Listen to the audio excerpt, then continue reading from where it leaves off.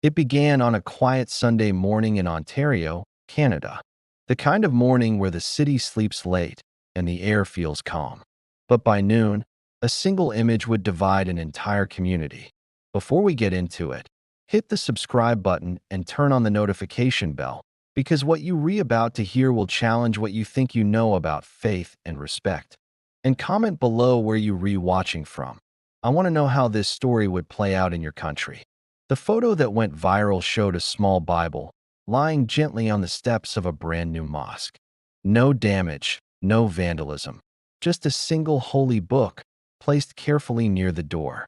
The mosque had opened only a week earlier, built by the local Muslim community after years of fundraising. It was supposed to be a symbol of peace, a place where neighbors could come together. But early that Sunday, a passerby snapped a photo and posted it on social media with the caption, "Someone left a message on the mosque steps." Within hours, the internet exploded.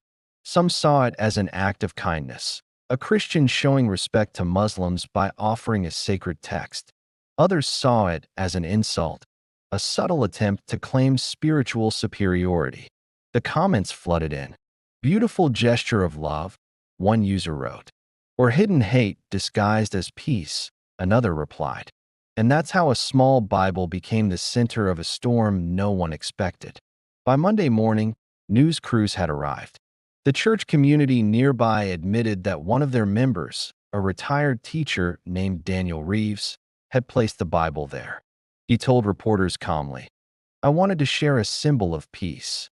The Bible teaches love, and I thought leaving it there would remind us that faith can unite." But the local Muslim leaders disagreed. To them, it felt like a quiet intrusion, not violent, but disrespectful. Imam Karim, the mosque's leader, said, "If we placed a Quran on the steps of a church, many would see it as provocation.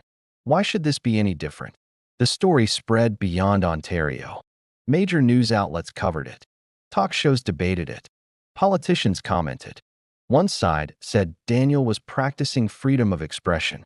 The other said he had crossed a line of cultural respect. And as the noise grew louder, the two men, Daniel and Imam Karim, finally agreed to meet. It wasn't on camera. No microphones, no journalists. Just a small office inside the mosque, a pot of tea, and two men of faith sitting across from each other. For almost an hour, they spoke quietly. Daniel explained his heart, that he believed all faiths shared the same message: love your neighbor. The imam listened, then replied, "Good intentions don't always translate into good actions. Sometimes, to show respect, you must understand how the other feels." There was a long pause. Then Daniel said, "I never thought about it that way." The imam smiled softly.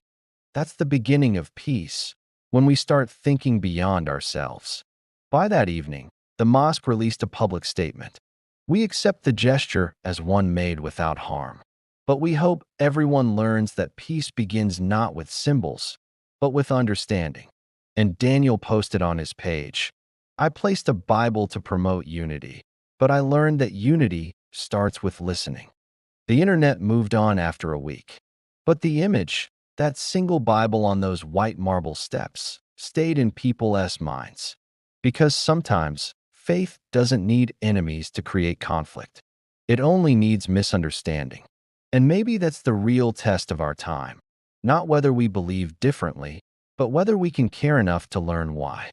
What do you think? Was Daniel wrong to leave the Bible there? Or were people too quick to judge? Drop your thoughts in the comments.